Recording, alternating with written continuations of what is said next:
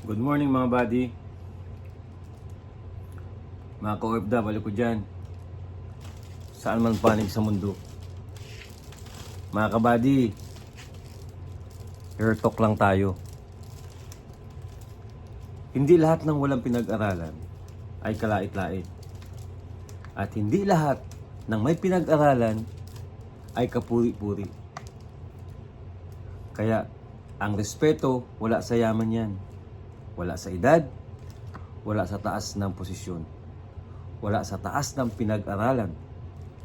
Nasa ugali ng tao na nakakasalamuha mo sa buhay at kung paano kanya itrato bilang tao. Kaya manatili kang nakayuko kahit hinuhusgahan ka ng iba. Dahil barang araw, ikaw naman ang titingalain habang nakayuko sila. God bless mga buddy. Syukran.